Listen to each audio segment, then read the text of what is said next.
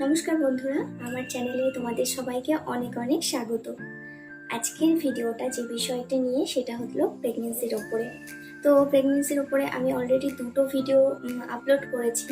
একটা হচ্ছে hospital bag, ডেলিভারির জন্য যে হসপিটাল ব্যাগ, আর একটা হচ্ছে আমার সি সেকশন এক্সপিরিয়েন্স। তো তোমরা চাইলে ভিডিওটা দেখতে পারো। তো আমি আমার চ্যানেলে কিন্তু সপ্তাহে 1 থেকে 2টো করে আমি এই ধরনের টপিক নিয়ে আলোচনা করে থাকি। তো তোমরা যারা নতুন দেখছো তারা এই ধরনের টপিক নিয়ে জানতে আমার চ্যানেলটিকে সাবস্ক্রাইব করে দিও। তো চলো ভিডিওটা শুরু করি। যদি ভালো লাগে তবেই লাইক করবে। তো প্রেগনেন্সির প্রথম 3 মাস আমরা নিজেদেরকে কিভাবে যত্ন নেব, প্রেগনেন্সির প্রথম 3 মাস কিন্তু সত্যি ভীষণই একটা ইম্পর্টেন্ট একটা সময়। তো 3 মাসটা কিন্তু সবাইকে একটু সাবধানে থাকতে হয়। তো প্রেগনেন্সির প্রথম 3 মাস যদি আমরা সঠিকভাবে সব ঠিকঠাক করে চলতে পারি তাহলে কিন্তু আমাদের পুরো প্রেগনেন্সিতে কোনো প্রবলেম হবে না। তো প্রেগনেন্সির পুরো সময়টাই একটা খুব সুন্দর একটা সময়ের মধ্যে দিয়ে যায়, কিন্তু তার মধ্যে কিছু কিছু প্রবলেম আমাদের ফেস করতে হয়। সেগুলো কম বেশি সবারই ফেস করতে হয়, কিন্তু প্রেগনেন্সির মধ্যে কিছু কিছু জিনিস যদি আমরা একটু মেনে চলি তো তাহলে কিন্তু আমাদের পুরো প্রেগনেন্সির জার্নিটা কিন্তু আরও বেশি সুন্দর হবে। তো চলো জেনে নিই প্রেগনেন্সিতে আমরা কি করে নিজেদেরকে কি করে যত্ন নিই, কি এমন জিনিস আছে যেগুলোকে অ্যাভয়েড করে চলবো। তো চলো, প্রথম যে বিষয়টি হচ্ছে সেটি হচ্ছে প্রেগনেন্সিতে কিন্তু তোমার প্রেগনেন্সি শুরু হওয়ার প্রথম মাসে কিন্তু 3 মাস বলো, পুরো প্রেগনেন্সিতে কিন্তু ডক্টর যদি কোনো মেডিসিন দেয় সেটাই তুমি খাবে, আদারওয়াইজ কিন্তু কোনো মেডিসিন তুমি নেবে না। তো প্রথম অনেকে প্রেগনেন্সিটাকে অ্যাভয়েড করতে না প্রথমে পিরিয়ড মিস হওয়ার পরেই নানান রকমের ওষুধ খেয়ে ফেলে। তো ডক্টরকে না জানিয়ে ওষুধ খেয়ে ফেলে নানান রকমের, তাতে কিন্তু প্রেগনেন্সিতে প্রবলেম দেখা দিতে পারে। এক হচ্ছে তোমরা যদি ডাক্তারের কাছে না যেয়ে নিজেরাই নানান রকমের ওষুধ খাও তাহলে কিন্তু বেবি তোমাদের পরে যে বেবিটা আসতে চলেছে সেটা তো ধরো ওষুধের ফলে অ্যাবর্শন হলো না, বেবিটা থেকে গেল, তাহলে কিন্তু বেবির প্রচুর প্রবলেম হতে পারে, বিকলাঙ্গ হতে পারে বেবি, নানান রকমের প্রবলেম আসতে পারে। সেই কারণে তোমরা যদি চাও প্রেগনেন্সি রাখতে তাহলেও ডক্টরের কাছে শুনে কোনো ওষুধ খাবে। আর তোমরা যারা চাইছো না প্রেগনেন্সি রাখবে না তারা অবশ্যই ডক্টরের কাছে যাবে এবং ডক্টরের কাছে যেয়ে তারপরে ডক্টরের কনসাল্ট করে ডক্টরের কাছে জিজ্ঞাসা করে কোনো ওষুধ নেবে বা ডক্টর যেটাই বলবেন সেটা তোমরা করতে পারো। তাছাড়া কিন্তু তোমরা এরকম কোনো জিনিস করবে না যাতে বেবির ক্ষতি হয় এবং নিজেরও কিন্তু শরীরের প্রচুর ক্ষতি হতে পারে। তো দ্বিতীয় বিষয়টি যেটা হচ্ছে সেটা হচ্ছে ট্রাভেল। তো প্রেগনেন্সিতে অনেকেই ঘুরতে ভালোবাসে, অনেকে এখানে ওখানে চলে যায়, কিন্তু প্রেগনেন্সিতে কিন্তু প্রেগনেন্সির 3 মাস কিন্তু সব থেকে ভাইটাল সময়। সেই সময় কিন্তু ট্রাভেল করা উচিত না সেটা বলবো না, কিন্তু দূরে কোথাও ট্রাভেল করা বা যেখানে আমাদের প্রচুর ঝাঁকুনি হবে তো সেই সব জায়গায় যাওয়া কিন্তু খুবই একটা রিস্ক হয়ে যাবে। তো প্রেগনেন্সিতে কিন্তু এটা অ্যাভয়েড করতে হবে। তোমাদের প্রয়োজন ছাড়া কিন্তু তোমরা দূরে কোনো জায়গায় ট্রাভেল করতে না গেলেই সব থেকে বেটার হয়। তো দূরে কোথাও ট্রাভেল করতে না যাওয়াটাই বেটার, সেটাই বলবো। এবার যদি কারো খুব প্রয়োজন থাকে তারা তো অবশ্যই যাবে, কিন্তু নিজেকে একদম সাবধান রেখে তারপরেই তোমরা যাবে, তাহলে কিন্তু কোনো প্রবলেম হবে না। আর যারা ধরো যাদের কোনো অফিস যায়, যারা কোনো কাজ বাজ করে, তাদের বেরোতেই হয়, তো তখন তারা কী করবে? তারা তো ট্রাভেল না করে পারবে না, অবশ্যই করবে ট্রাভেল, কিন্তু একটুখানি সাবধানে কিন্তু ট্রাভেল করতে হবে। তোমরা যে রাস্তাগুলো ভালো সেই রাস্তা দিয়ে তোমরা ট্রাভেল করবে, যে গাড়িগুলোতে জার্কিং কম হয় সেই রকম গাড়িতে তোমরা ট্রাভেল করবে। এছাড়াও তোমরা যে রাস্তাগুলো ধরো প্রচুর খারাপ রাস্তা রয়েছে যেখান দিয়ে গাড়িতে গেলে তোমাদের প্রচুর ঝাঁকুনি হতে পারে, তো সেই রাস্তাগুলোতে তোমরা একটু অল্প রাস্তা হলে তোমরা একটুখানি হেঁটে যাওয়ার চেষ্টা করবে যাতে জার্কিংটা না হয়। জার্কিংয়ের ফলে কিন্তু প্রথম 3 মাসে প্রচুর চান্সেস রয়েছে মিসক্যারেজ হওয়ার। তো তোমরা এটাকে একটুখানি সাবধানে চললেই কিন্তু আর প্রবলেম হবে। তো এরপরে যে বিষয়টি রয়েছে প্রেগনেন্সিতে, অনেকেই মনে করে প্রেগনেন্ট হয়েছি তো ভীষণই অসুস্থ, আমি কোনো কাজ করব না, কিছু না। এটা কিন্তু একদমই ভুল। প্রেগনেন্ট হয়েছে মানে কোনো অসুস্থতা না। প্রেগনেন্সি কিন্তু কোনো অসুস্থতার বিষয় না।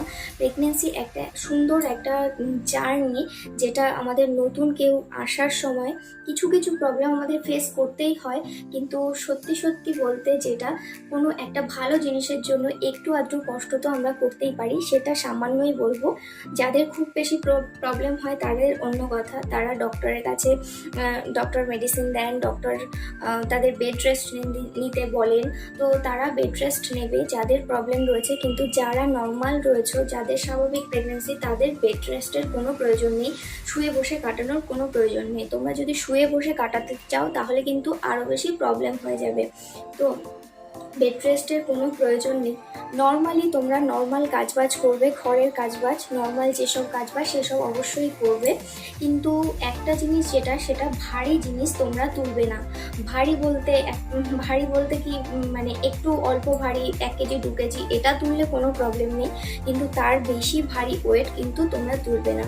যেমন 1 বালতি ভরা জল, এইসব জিনিসকে তোমরা অ্যাভয়েড করে চলবে। এই জিনিসগুলো তোমরা তুলবে না, তাহলে কিন্তু পেটের ওপর প্রেশার পড়বে। প্রেশার পড়ার ফলে কিন্তু মিসক্যারেজ হওয়ার চান্সেস থাকে খুব পরিমাণে। তো 3 মাসের মধ্যে, 3 মাস কেন, পুরো প্রেগনেন্সিতে তোমরা ভারী জিনিস তোলা থেকে একদম বিরত থাকবে। তোমরা ভারী নর্মাল কাজবাজ, আমরা যারা হাউস ওয়াইফ রয়েছি তারা কিন্তু নর্মাল কাজবাজ কিন্তু করবে। নর্মাল কাজবাজে আরও তোমার কোনো প্রবলেম নেই, তোমার আরও বেশি সুবিধা হবে। তুমি অ্যাক্টিভ থাকলে তোমার আর ডেলিভারিতেও তোমার কোনো প্রবলেম হবে না, নর্মাল ডেলিভারিতেও প্রবলেম হবে না, আরও বেশি কিন্তু ভালো থাকবে তুমি। সেই কারণে বাড়ির সমস্ত কাজবাজ কিন্তু তুমি অবশ্যই করতে পারো।